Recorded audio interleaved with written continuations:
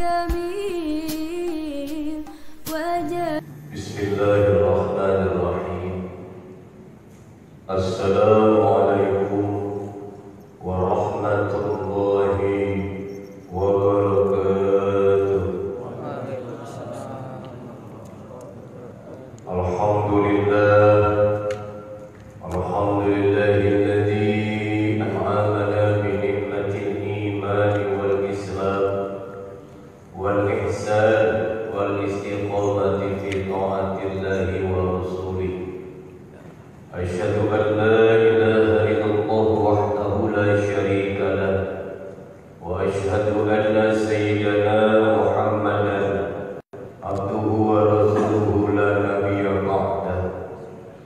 اللهم صل وسلم وبارك على حبيبنا وشفيعنا ومولانا محمد صلى الله عليه وسلم ابن عبد الله وعلى آله وصحبه وموالاه. أما بعد، فيا أيها الحاضرون rahimakumullah, jamaah taklim Masjid Al-Habib, yang mudah-mudahan kita semua dimuliakan Allah Subhanahu wa taala. Amin ya rabbal alamin. Mudah-mudahan kita ditetapkan iman dan Islam kita. Amin. Disehatkan lahir dan batin kita. Dijadikan kita hamba-Nya yang istiqomah dalam beribadah. Dijadikan keluarga kita sakinah mawaddah warahmah, dan kita diberikan anak yang soleh dan solehah. Amin ya rabbal alamin. Banyak doa dalam kehidupan ini. Doa sitahul mukminin. Doa itu adalah senjatanya bagi orang-orang yang beriman. Jamaah kaum muslimin rahimakumullah, kita puji syukur panjatkan kehadiran Rabbi Allah Subhanahu wa taala Rabbul Izzati dengan selalu bersyukur lisan dan mengucapkan tasbih tahmid kita kepadanya, seru sebagai seorang hamba kepada Rabb-Nya agar kita nanti kelak di yaumul qiyamah diaku sebagai hamba-Nya. Amin ya rabbal alamin. Subhanallah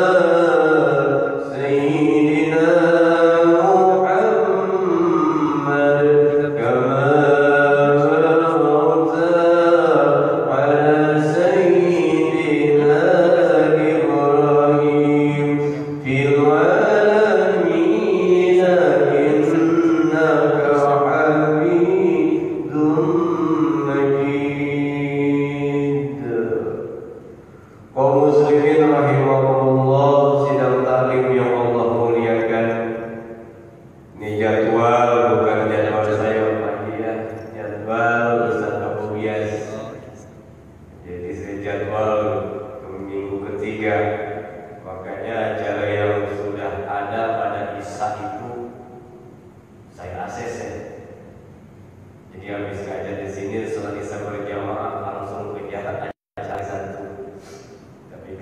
karena solidaritas kepada kawan. Ayolah, yang penting kita dakwah dan taklim berjalan.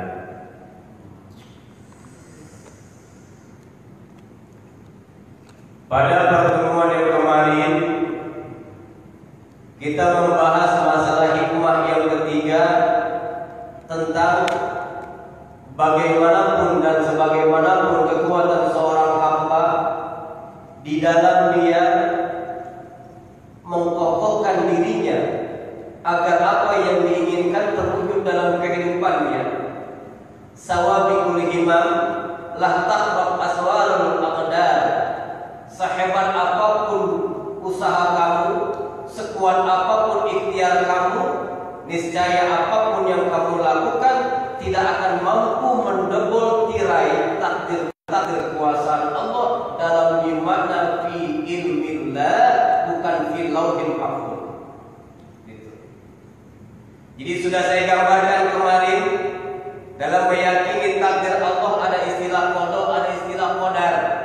Dan kita paham betul bahwa qada itu merupakan baru catatan rencana Allah, transaksi antara Rabb dan hambanya, yang nanti di kemudian hari si hamba ini dia tekun beribadah kepada Allah, dia fokus ikhtiar kepada Allah, maka tidak menutup kemungkinan qada yang telah Allah catatkan dirubah menjadi takdir fi ilmillah, gitu. Maka dengan ketentuan itulah kita sebagai hamba perlu sadar, apapun ikhtiar yang kita lakukan, apapun usaha yang kita giatkan, dikala fil ilmillah, dalam ketentuan ilmunya Allah sudah ketentuan takdirnya, maka mau tidak mau kita harus ikhlas dan ridho telah apa yang telah dituliskan takdir oleh Allah kepada hambanya. Jadi kalau kita flashback ke belakang, yang pertama, hikmah yang pertama adalah min alamatil i'timadi alal amal, nuqsanul razai dan wujudi zalal. Ikhlas beribadah kepada Allah tanpa menjadikan ibadah itu gadaian, tanpa menjadikan ibadah itu jaminan kepada Allah agar apa yang kita minta Allah kabulkan. Bukan. Jadi apapun ibadah yang kita lakukan murni itu karena datangnya tugas perintah dari Allah Subhanahu wa ta'ala. Masalah ijabah doa kita, masalah diberikan apa yang kita inginkan, itu hak Allah. Kewajiban kita ibadah kepadanya. Maka tidak layak seorang hamba apabila ibadahnya dijadikan jaminan kepada Allah agar apa yang dia minta supaya Allah memberikan kepadanya. Itu yang pertama. Hikmah yang kedua yang kemarin adalah iradatul tajrid. Apabila seorang hamba ditempatkan oleh Allah Subhanahu pada dua maqam. Ada orang hamba ditempatkan pada maqam tajrid, yaitu maqam di mana dia tidak ada tanggung jawab untuk kasab. Dirinya lepas dari ikhtiar duniawi. Dia asik berduaan dengan Allah, dia asik ibadah dengan Allah, karena tanggung jawab secara duniawi dia nggak punya. Dia tidak ada istri, dia tidak ada anak, dia hidup jauh daripada keramaian. Disitulah makom yang Allah berikan. Maka orang hamba seperti ini harus menerima dan mengambil makom tajrid tersebut. Ada seorang hamba ditempatkan pada makom asbab. Dia wajib usaha, dia wajib ikhtiar, dia wajib mencari nafkah karena ada tanggung jawab. Entah dia punya istri, entah dia punya orang tua yang tidak mampu lagi mencari nafkah, entah dia punya anak yang memang tanggung jawabnya, maka hamba seperti ini harus ikhlas mengambil makom asbab yang Allah telah tentukan kepadanya. Maka apabila seseorang hamba dia melirik kepada yang bukan makomnya, maka dikhawatirkan ada titik hawa nafsu yang menjadikan makom yang diambilnya itu bukan lagi kepada apa yang Allah ridhoi. Inilah hikmah yang kedua. Yang ketiga kemarin sawabiqul himam la tahqaq aswarul aqdar. Semangat kita, kegigihan kita untuk mencapai sebuah cita-cita ternyata tidak mampu merobek daripada takdir Allah dikala Allah sudah kehendak dengan ilmillah. Nah, maka kalau semangat kita tidak mampu merobek takdir Allah, kalau kegigihan kita tidak mampu untuk menjadikan hijab Allah itu robek, sehingga Allah memberikan yang kita mau, sehingga Allah memberikan yang kita butuhkan, sehingga Allah memberikan apa yang kita minta. Maka dikala kita sudah berusaha dengan segigihnya, maka hikmah yang keempat dalam hikam-hikam ini adalah kata musannif Al-Imam At-Tailah. Beliau berkata, "Arih nafsaka minat tadbir, paman anta doreka pamaqama bihi li nafsika."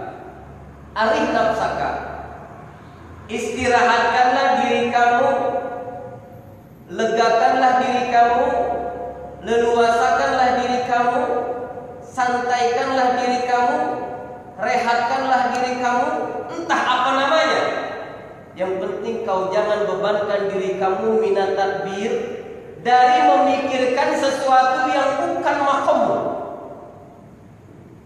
Ini bahasan Pak, kalau kita lihat di YouTube, Buya Yahya ngebahas, jamaahnya ribuan. Buya Yahya ngebahas kitab ini Pak, jamaahnya ribuan. Ini alhamdulillah jamaahnya ada 57, 5 di kanan, 7 di kiri. Alhamdulillah. Ngaji mah gak perlu banyak Pak ya, gak perlu banyak. Tugas saya menyampaikan ilmu. Masalah bagaimana seorang hamba menerima ilmu atau tidak, mendapatkan hikmah yang tersirat atau tidak, itu hak prerogatif Allah. Yang penting kita menggugurkan kewajiban, datang mau melakukan kaidah 5 sudah dicatat oleh malaikat berguguran dosa. Alhamdulillah. Belum duduknya dihitung, belum minum air jadi saksi. Nanti aja jadi saksi tuh Pak, habisin Pak. Aja jadi saksi tuh Pak. Apalagi yang mensulikan sedekah, entah dia sedekah air, entah dia sedekah makanan. Dikala nanti di padang mahsyar, dikala orang semua kepanasan, Bapak asik malah kedinginan, begitu lihat ke atas, Masya Allah, 5 dus air aqua Pak. 5 dus air aqua itu Pak, adem kita. Belum gorengannya bala-bala, segalanya tempe goreng, ya Allah ya Allah. Inilah bukti bahwa saya pakai di dunia tidak ada lagi daripada tudung-tudung nanti di yaumil akhir, di padang mahsyar, kecuali apa? Tudung-tudung yang Allah berikan dari amal berupa sedekah yang kita sumbangkan di jalan Allah. Salah satunya sedekah dikala kita taklim. Alhamdulillah. Luar biasa Pak. Jadi saksi tempat duduk Bapak jadi saksi, air yang Bapak minum jadi saksi, perkara yang Bapak pakai jadi saksi, keringat yang tetesan berpikir untuk memahami kitab ini jadi saksi. Seluruh keluh kesah dalam taklim itu menjadikan saksi pemberat amal ibadah kita di hadapan Allah Subhanahu wa Ta'ala. Makanya kalau Bapak kita berpikir pengen masuk surga dengan ibadah kita, jauh kayaknya Pak ya, sholat itu udah jelas. Kadang tepat waktu, kadang kagak. Kadang merasa khusyuk, merasa doang khusyuk mah kagak. Jauh kalau masuk surga karena sholat mah. Apalagi masuk surga umpama karena ilmu kita, ya ilmu kita nggak seberapa. Atau kita mau masuk surga karena sedekah kita nggak punya banyak harta, bari gitu Pak. Tapi setidaknya, makanya kata Al-Habib Abdurrahman As-Sakaf, kalau Birobin Bumurodi, beliau mengatakan, andai kata manusia ditampakkan sama Allah fadilah taklim, kata beliau, yakin manusia akan saling bunuh-bunuhan untuk memperebutkan fadilah tersebut. Masya Allah. Itu posisi. Andai kata Allah memperlihatkan ganjaran, memperlihatkan pahala, memperlihatkan faedah daripada sebuah taklim, maka yakin manusia akan saling bunuh-bunuhan untuk ingin mendapatkan daripada pahala ganjaran taklim tersebut. Subhanallah. Makanya kan taklim ada yang nyempet aja taklim nggak jadi masalah, nggak jadi masalah. Mari ngadah dir sholat jadi masalah. Ada penting mah datang mendengarkan, ngerti nggak ngerti nggak jadi masalah. Yang penting kewajiban kita mendatangi majelis taklim, niatan tolong ilmu, mudah-mudahan itu menjadi catatan amal luar biasa di hadapan Allah Subhanahu wa Ta'ala. Jadi hikmah yang keempat kata Imam At-Tailah adalah alih nafsaka minat takbir. Istirahatkan diri kamu dari memikirkan sesuatu yang telah diatur dan ditanggung oleh Tuhanmu. Itu anta min kali nafsika pamaqama bihi li nafsika, kamu tidak mampu berdiri di dalam takbir tersebut karena takbir tersebut sudah ada yang menguasai dan yang memilihnya, yaitu Rabb. Maka arif nafsaka, istirahatkan diri kamu. Apa yang kamu lakukan, apa yang kamu usahakan, apa yang kamu ikhtiarkan, hasilnya bagaimana ketentuan Allah. Kewajiban kita sebagai manusia adalah ikhtiar dan berdoa. Maka ada istilah usolli dan usaha. Usolli dan usaha. Usolli, kita beribadah menghadap kepada Allah sebagai bentuk doa kita, sebagai simbol bahwa kita tidak angkuh dan sombong kepada Rabb.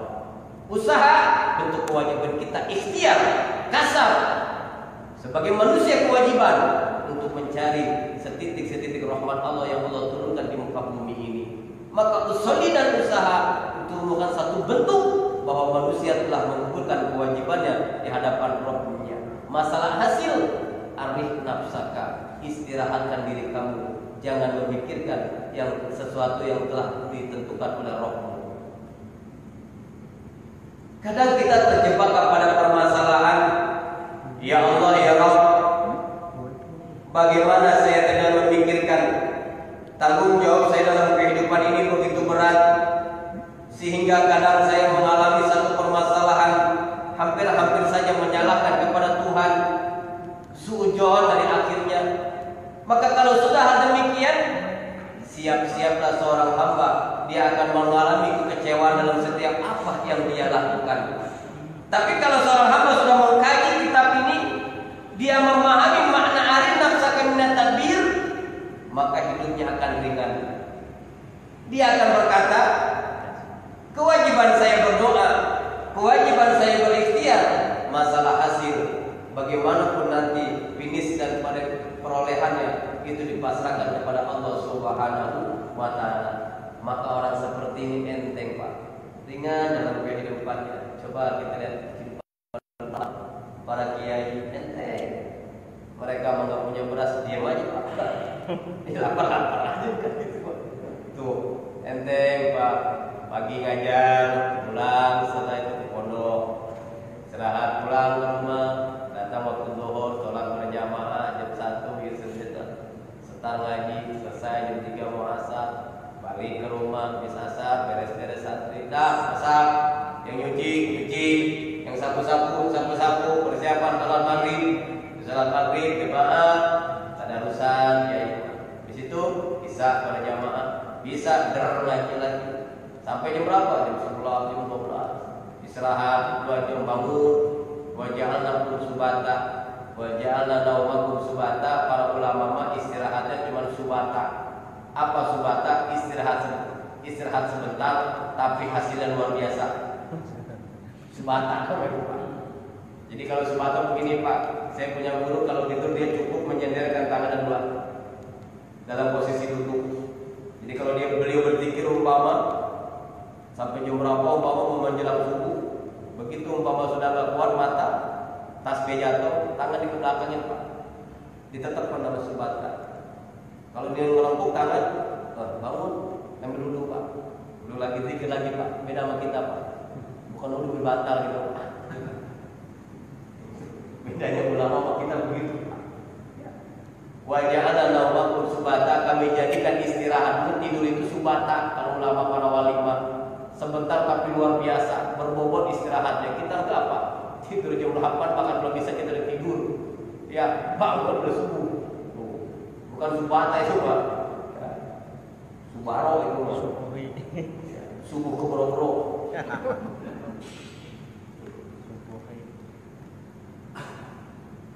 Ketawakalan seorang hamba mengistirahatkannya dari memikirkan sesuatu yang telah Allah tentukan. Makom kita ini makhluk dan makom Allah adalah Khaliq. Tidak mungkin makhluk bisa menanggung memikirkan apa yang ditanggung Khaliq. Maka kalau kita merasa makhluk, kalau kita merasa yang diciptakan dan Allah Maha Pencipta, maka seluruh perkara dalam kehidupan ini cukup sandarkan kepada Allah.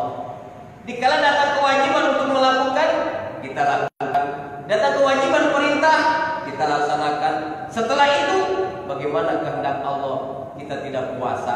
Inilah dari penjabaran yang mana faqala la haula wala quwwata illa billah. La haula, tidak ada daya dan upaya agar hamba selalu bisa taat kepadamu ya Allah ya Rabb, dalam ibadah hamba, dalam bersyukur hamba, dalam semua dari kegiatan hamba sehari-hari. Hamba pasrahkan, tidak ada daya dan upaya untuk bisa istiqomah ibadah kepadamu illa billah, kecuali atas pertolonganmu. Wala quwwata, tidak ada kekuatan hamba ya Rabb untuk selalu bisa tidak maksiat kepadamu. Dalam kehidupan ini, mata kadang kita tidak bisa melepaskan dari maksiat penglihatan. Lisan terkadang terpeleset menyebutkan sesuatu yang bukan haknya. Tangan terkadang kita terlepas kontrol sehingga menyakiti orang. Dari seluruh panca indera kita, kita berharap lepas daripada maksiat kepada Allah. Tidak ada kekuatan illa billah, lagi-lagi kecuali atas pertolongan Allah. Jadi taatnya kita, ibadahnya kita, tidak maksiatnya kita, ingat, itu bukan merupakan kekuatan yang berasal dari diri kita, tetapi itu adalah bentuk pertolongan Allah kepada hamba-Nya yang Dia kehendaki. Maka bahayanya adalah tatkala hamba dia merasa, oh saya tepat awal waktu sholat duha saya gak ketinggalan, tahajud nih lihat jenazah saya sampai hitam, bu orang kuning saya hitam, nanti sumpah tasbih berapa tasbih yang putus, betul-betul anak bukan zikir. Oh, sehingga timbullah ujub ketika dia mampu untuk taat kepada Allah, merasa beribadah istimewa kepada Allah, timbul ujub. Dia merasa kekuatan dirinya yang menjadikan dia taat kepada Allah. Padahal illa billah, di situ adalah ada pertolongan Allah Subhanahu wa taala. Maka dikala kita alhamdulillah saya bisa ibadah ya Allah, terima kasih ya Allah. Tanpamu tidak bisa langkah kaki ini untuk berwudu, tanpa pertolonganmu tidak bisa kedua tangan ini untuk mengangkat tangan, mulut ini tidak bisa mengucapkan lafaz takbir ketika tanpa ada pertolonganmu ya Rabb. Jidat ini, dahi ini tidak bisa sujud dikala kau tidak memberikan sujud kepadanya. Mata ini tidak bisa memandang tanpa sujud dikala kau cabut penglihatannya. Telinga ini tidak bisa membaca, melihat, mendengar daripada ayat-ayatmu kalau kau cabut pendengarannya. Dan badan ini tidak bisa melakukan gerakan keseluruhan dalam ibadah sholat dikala kau berikan penyakit stroke. Lagi-lagi memang berdasarkan illa billah, atas pertolongan Allah Subhanahu wa ta'ala. Begitu juga kalau kita bisa meninggalkan maksiat kepada Allah. Bukan begitu kita tidak berjudi, kita tidak berzina, kita tidak korupsi, yang kemudian kita busung dada, yang kemudian kita merasa bangga karena kita tidak bermaksiat kepada Allah. Kita merasa bahwa Allah lepas dari apa kehendak kepada hamba-Nya. Padahal dalam segi bermaksiat pun, dalam segi tidak melakukan dosa, di situ juga ada yang namanya illa billah, kecuali atas pertolongan Allah. Jadi intinya baik taat ataupun maksiat itu tidak lepas daripada illa billah, ketentuan Allah, pertolongan Allah Subhanahu wa ta'ala. Maka arif nafsaka minat takbir. Takbir itu gini Pak, memikirkan sesuatu sambil diciptakan hasilnya, itu namanya takbir. Dia memikirkan sesuatu sambil hasilnya itu dia ciptakan sesuatu itu, yang murun hawa nafsunya, itu takbir namanya. Sehingga tidak ada merasa daripada campur tangan Rabb-Nya dari hasil yang dia inginkan. Dia seolah-olah berkata, ya Allah ya Rabb, andaikan kata saya melakukan ini dengan modal segini kan harusnya segini hasilnya. Sampai dia ciptakan hal itu, maka itu namanya takbir. Kalau umpama kata pengusaha, pengeluaran sekian persen, modal sekian persen, tenaga belum bayar karyawan, kemudian harusnya hasilnya memuaskan. Tetapi pada kenyataannya lain daripada perhitungan. Maka hamba seperti ini bersiap-siaplah untuk kecewa dalam setiap apa yang diusahakan. Kenapa? Dia banyak takbir, memikirkan melenceng sesuatu dan juga ditentukan hasilnya oleh sendiri. tanpa mengikut sertakan bahwa Allah punya hak dalam dirinya sebagai Tuhan yang menciptakannya. Maka kalau kita sudah arif nafsaka, istirahat diri, saya usolli sudah, ibadah sudah, cari uang sudah, sujud sudah, duha baru tuh tadi sudah, tahajud semalam sudah, tadarus sudah lah walaupun 4 ayat 5 ayat, puasa Senin Kamis, kadang Senin kena Kamis lewat, kadang Kamis kena Senin lewat, kadang dua-duanya lewat, kan gitu, nggak jadi masalah, kan gitu. Yang penting kita sudah melakukan. Bagaimana hasil itu kekuasaan Allah. Ya maklumlah kita hidup di kota, kadang kita menghindar maksiat di mana-mana, mata kadang-kadang kita terjaga. Ini sudah bentuk bagaimana kita berikhtiar kepada Allah. Tapi nanti bagaimana Allah menyucikan jiwa kita, bagaimana Allah membuat kita menjadi takwa atau menjadi orang yang maksiat, kita pasrahkan kepada Allah. Tetapi ikhtiar kita untuk menjadi taat, itu adalah kewajiban kita sebagai seorang hamba salikin berjalan menuju mardotillah dalam kehidupan ini agar mendapatkan ridho Allah Subhanahu wa ta'ala. Maka dalam arif nafsaka ini mengistirahatkan diri bukan berarti kita pasrah tanpa berbuat. Karena kita paham betul arti tawakal, berbuat dulu yang kemudian hasilnya pasrah kepada Allah. Ikhtiar dulu, hasilnya bagaimana yang Allah tentukan itu sudah lepas daripada tanggung jawab kita. Maka yang kita pusingkan adalah dikala seorang hamba itu tadi dia merencanakan sesuatu, dia men-set sesuatu yang kemudian hasilnya dia tentukan juga. Maka hamba seperti ini sekali lagi siap-siap untuk menerima kekecewaan dalam kehidupannya. Maka dalam hikmah berikut ini istirahatkan diri kita sambil bersyukur kepada Allah. Apapun yang Allah berikan kepada kita, entah Allah berikan umur berapa puluh tahun, entah Allah berikan bentuk kesehatan, kadang sehat, kadang sakit, entah Allah berikan kesempurnaan jasmani, kadang juga bisa aktif, kadang tidak, entah Allah berikan bagaimana kejebalan rezeki, kadang kita mendapat luas rezeki dan kesempitan rezeki, itu semuanya sudah Allah tentukan. Dengan berbagai macam bentuk ikhtiar kita, hasil apapun yang terjadi, lagi-lagi pulangkan kepada Allah Subhanahu wa ta'ala. Maka dalam bentuk bersyukur itu ulama membagi tingkat-tingkatan. Yang pertama ada bentuk syukur namanya adalah parihun bil minan wa syukur lahun nadru ila ni'am. Ini syukurnya orang-orang ghafilun. Apa orang ghafilun? Orang yang lalai. Dia mendapatkan nikmat Allah tetapi dia lupa siapa yang memberikan nikmat. Ini namanya parihun bil minan wa syukur lahun nadru ila ni'am. Dia gembira mendapatkan nikmat dari Allah, tetapi fokus dirinya, bentuk syukur dirinya tidak mampu tembus kepada zat yang memberikan nikmat itu, tetapi terhalang dengan nikmat itu sendiri. Maka nikmat, bentuk syukur nikmat kepada ini itu tingkatan yang paling rendah, namanya tingkatan ghafilun, orang-orang yang mendapatkan nikmat tetapi lalai mengingat kepada zat yang memberikan nikmat. Alhamdulillah. Maka orang inilah yang janjikan Allah, la in syakartum la azidannakum wa la in kafartum inna adzabillah syadid. Itu yang pertama, arif bin nafsika. Yang kedua, syukurnya parihun bil minan wa syakar lahun nadru ila rahman. Dia gembira mendapatkan nikmat dari Allah dan mampu fokus syukurnya mampu tembus kepada kasih sayang Allah. Belum sampai kepada zat Allah, baru sampai kepada dia merasa dikasihi oleh Allah karena adanya nikmat yang Allah berikan kepadanya. Ini tingkatan yang kedua, namanya tingkatan syukur salikun. Apa salikun? Orang yang sedang berjalan meniti kehidupannya untuk coba mencapai maqam yang paling mulia di sisi Allah. Salikun. Berbagai macam bentuk ibadah dia lakukan, termasuk cara bersyukur. Cuma dia mampu merasakan kasih sayang Allah saja, belum mampu merasakan kepada zat Allah yang memberikan nikmat.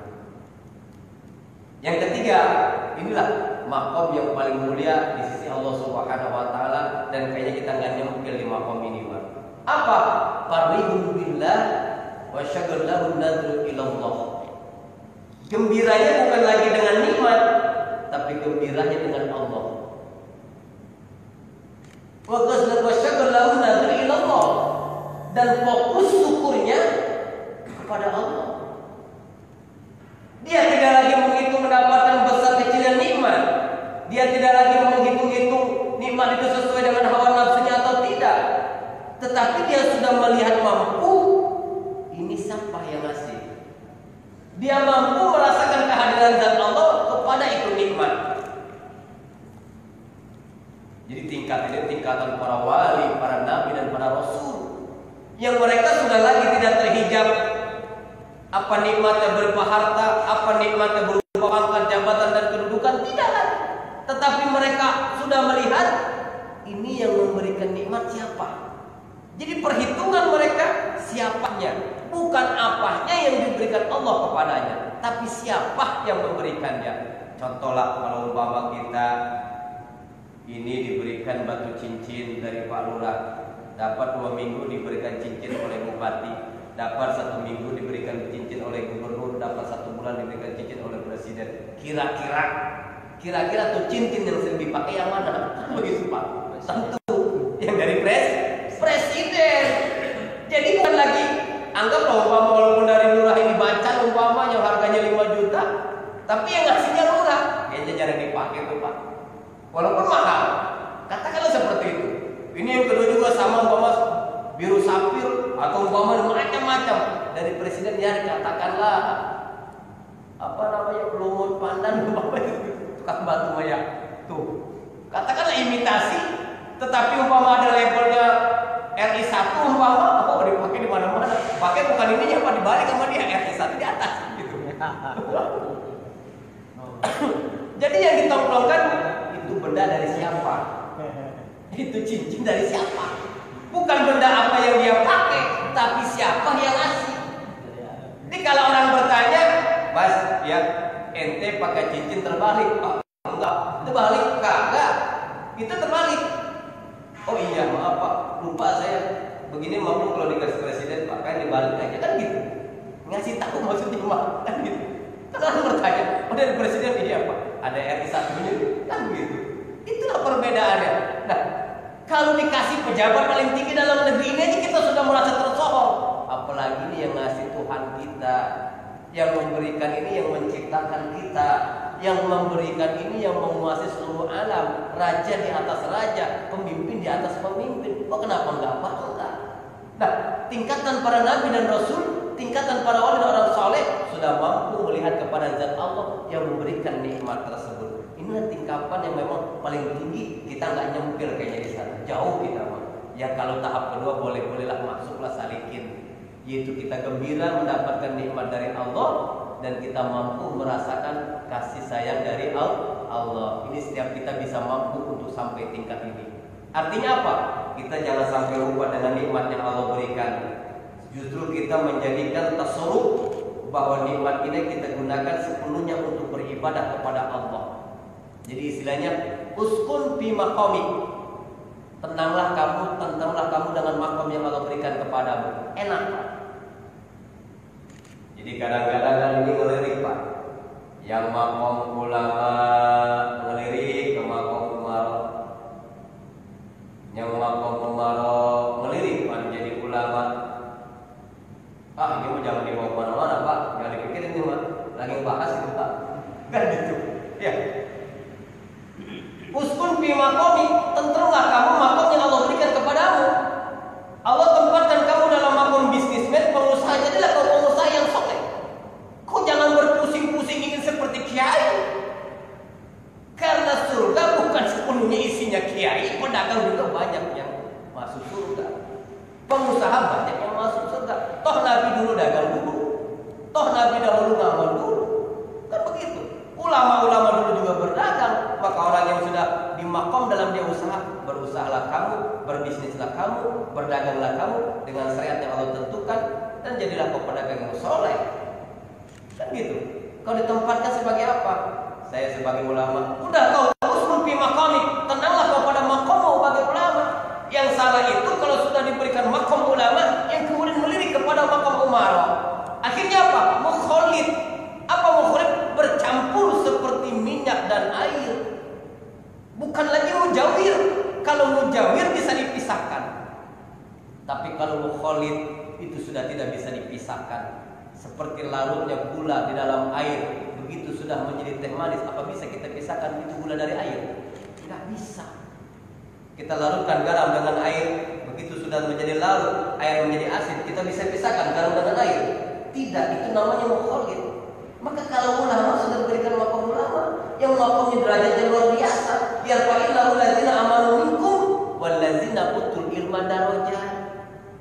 Maqamnya tinggi setelah amanu, dia ngelirik. Kayaknya enak tuh jadi umar. Coba jawab. Mama. Yang dikit bukan ngaji nomor 1, Pak. Pilihan nomor 2 kan itu.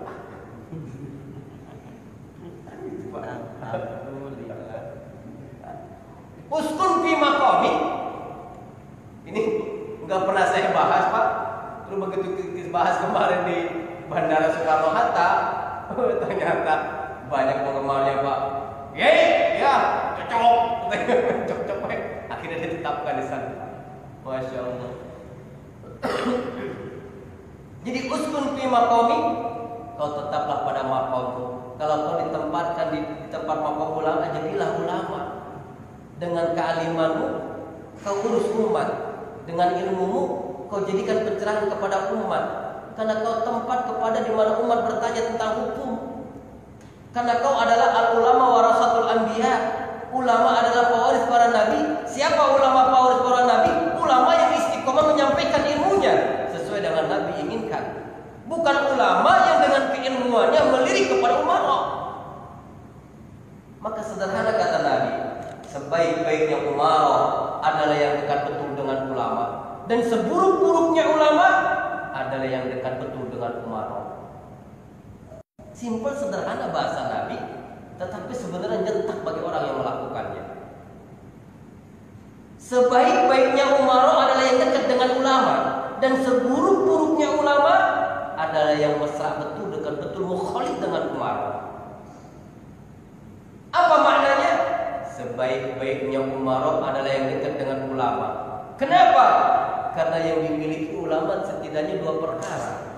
Ulama punya ilmu yang barokah dan punya doa yang mustajabah. Maka umara dekat ke ulama. Kan cuma 2 ini yang dia punya. Berarti umara ini pengen 2 ini. Entah dia pengen didoakan, entah dia pengen ilmunya. Maka umara yang dekat ulama itulah sebaik-baiknya umara. Tapi kata Nabi, seburuk-buruknya ulama ada yang dekat betul dengan umara, mukhalid dengan umara. Apa maksudnya? Setidaknya juga yang dimiliki umara kan cuma 2, harta dan tahta. Maka kalau ulama merapat dengan umara, ulama mukhalid dengan umara, tidak ada lagi yang dicari. Masa ulama minta doa kepada umara? Masa ulama minta ilmu kepada umara? Lah tidak. 2 perkara yang dicari ulama tersebut. Entah dia pengen tahta atau dia pengen harta. Maka kata Nabi, seburuk-buruknya ulama adalah yang merapat dengan umara. Bukan itu. Lagi ngaji ini, Pak. Lagi ngaji. Saya mau kata Nabi. Ya. Itu, Pak. Nomor 1. Jadi kalau kita lihat keterangan Nabi ini, maka kesalahan daripada diselipkannya hawa nafsu dikala seseorang berusaha keluar dari maqam yang telah Allah berikan kepadanya. Cobalah, Pak, coba ya. Maaf ngomong, cobalah. Kalau umpama kita sudah asik, katakanlah seperti saya umpama sudah memang diberikan maqam seperti ini, berdakwahlah engkau, sampaikanlah ilmu kepada umat. Apa yang kau bisa dari keumpamaan dari pesantren, menanam ilmu, begitu hasil kau sampaikan kepada umat. Sewaktu-waktu umpama saya banting setir, katakanlah, aduh, sepi panggilan nih umpama, taklim masjid pada tutup umpamanya, khotib diawasin umpamanya, majlis taklim diberikan stempel radikal segala macam umpama, umat pada lari umpama, sepi taklim, banting setir, dagang di pasar malam umpama. Saya yakin, Pak, saya tidak akan mampu bertahan. Kenapa? Bukan makom saya. Sehebat-hebatnya manusia, berapa lama sih dia hidup dalam air? paling juga paling lama berapa menit di dalam air. Kenapa? Bukan makomnya Pak, bukan tempatnya. Sebesar-besarnya ikan Pak, bapak moyangnya ikan, taruhlah di daratan Pak, mati deh Pak. Kenapa? Bukan makomnya, bukan tempatnya, kan gitu. Jadi sekuat umpama katakanlah orang kuat, pegulat Pak, suruh gelut ribut umpama dengan ikan hiu di laut Pak, di laut. Kira-kira menang mana? Ikan hiu, kenapa? Tempat dia. Ente datang macam-macam, tersikat, kan gitu. Tapi ikan hiu bawa ke darat, mati Pak dijadiin dendeng, kan gitu. Kenapa? Bukan makomnya. Jadi kalau kita sudah melepaskan makom yang telah Allah berikan kepada kita, ya tunggu-tunggu saja mengalami kecewaan bahwa itu merupakan sudah kita merobek daripada takdir Allah. Padahal hikmah yang kemarin yang ketiga adalah sawabikul himam la tahraq aswarul aqdam. Kegigihan kita, semangat kita tidak akan mungkin mampu merobek daripada takdir-takdir wilayah Allah Subhanahu wa taala. Itulah taklim kita. 5 menit lagi. 5 menit lagi ya. Pak Yai nanya aja deh, boleh? Ya, Dalam ya. dikit, mungkin di luar tema, tapi merupakan syukur kita bisa hadir di masjid ini dan untuk melaksanakan sholat sunnah rawatib atau sholat lainnya. Yang ingin saya tanyakan hanya pertegas saja. Saya melihat ya khotib Jumat lah, itu sholat sunnahnya pada saat tasahud akhir duduknya di tasahud awal, itu hukumnya apa sih, boleh apa enggak? Terus kedua, seharusnya kan kalau diakhiri dengan salam kan tasahud akhir. Nah itu gimana? Terima kasih, itu aja sih. Terus kedua, bacaan sholat itu kan dilafaz padahal makmum. Kedengaran tetangga itu boleh nggak sih? Oh gitu. Ya, terus Fikih berarti ya? ya, yang kedua juga fikih juga. 4 itu udah 4 itu. Imam ketinggalan masbuk itu kan dihitung Pak Haji, rekangan. amplop kedua nih ya. Tasawuf sama fikih. Karena bagaimanapun juga kan seorang kiai itu kan Iya, buat iya. contoh, tanpa dia memberikan kata-kata kalau itu tindakan ibadah bisa sebagai panutan.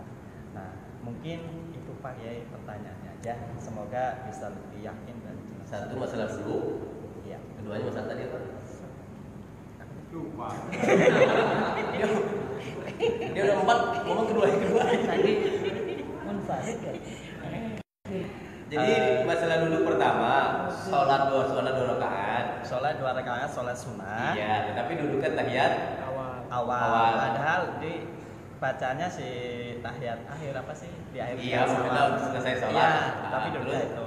Terus kedua, yang masbuk itu ketinggalan imam, tapi sudah rukuk, apakah itu bisa diganti oleh imam bacaan Fatihah sehingga langsung dihitung rukuk pertama gitu? Ya, jadi yang bacaan kedengeran apa boleh enggak ya? Iya. Ketiga ya. Yang kedua itu kita sholat nih. Pertama Pak Yai. Udah tadi sholat itu kan yang Ya, di saya sir itu kan hanya imam.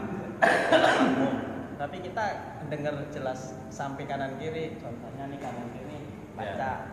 Oh, buat. Kedengeran ya? Ya. Jadi gini, pertama masalah duduk, ya. Duduk iftiros atau duduk tawadhu. Ya. Duduk iftiros atau duduk tawadhu dalam sholat, Pak ya. Ya. Duduk iftiros atau duduk tawadhu dalam sholat. Iftiros kan duduk tahiyat awal ya. Ya. Tawadhu duduk tahiyat akhir. Itu kesempurnaan. Masalah kesempurnaan bukan masalah pembatalan sholat. Hanya kesempatan. Kesempurnaan. Jadi kadar-kadar orang itu disebut duduk, apapun bentuk namanya itu sah. Contoh, Pak Haji ya, belum nih. Enggak apa-apa itu. Ya, kita di tahiyat akhir. Iya. Sunnah 2 rakaat, gitu ya. Jadi umpama sujud, Ah, duduk ya. ya. Sujud lagi, duduk nih. Iya. Kita begini Pak. At-tahiyatu. Ini sah. At-tahiyatu barakatuh salam. Assalamualaikum. Itu sah. Saya jawab saklek nih ya. Karena itu yang tadi itu mau panjang sih. Sampai begitu saya jawab saklek. Kadar-kadar dulu mau iftiros, mau ik'a, mau tawaruk ya, mau apa namanya bersila nih, itu sah. Yang penting itu disebut duduk. Yang nggak sah adalah ketika kita mau apa tahiyat awal atau tahiyat akhir, kita nggak duduk. Mana nggak duduk? Nggak duduk itu tidak meletakkan wawakul ini kuat pas. Gini kita. Tuh, nempel nggak? Enggak ya. Tapi pas duduk, ini duduk namanya. Ini sah. Fil alamina innaka hamidum. Assalamualaikum. Ini sah. Begini sah. Begini sah. Begini sah. Iya. Karena bisa jangan harus 5 jari kaki harus mancal. Itu dikala sujud. Sujud tahiyat. Itu yang sujud. Jadi ini anggota sujud. Saya kalau ngajar fikih begitu pas aku. Enggak apa-apa, harus jelas. Fikih itu. Terus bagaimana dengan bacaan yang sekitar? Ya. Apa? Bacaan ini ya? Ya, di sini. Ayasmi'a bi nafsihi. Ukurannya terdengar oleh diri sendiri. Ukuran minimal terdengar diri sendiri. Dikala bacaan kita sudah mengganggu yang lain, itu hukumnya makruh. Tapi bukan makruh bab pembatalan sholat, bukan. Makruh hanya mengganggu samping kita. Tetapi kalau ayasmi'a bi nafsihi, minimal terdengar diri sendiri, itu wajib. Jadi nggak sah kita sholat membaca bacaan sholat apa namanya harehos. Ya, jadi kalau bapak dulu.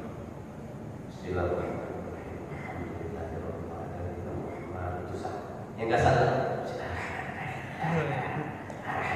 nggak sah. Apalagi dalam hati nggak sah. Itu namanya qiraat. Dikira itu dan Nabi melihat itu Nabi bergerak di jenggotnya, berarti Nabi menggerakkan kedua bibir beliau. Gitu. Apalagi teh? Enggak lah, bisa. Ya, terima kasih. Ya.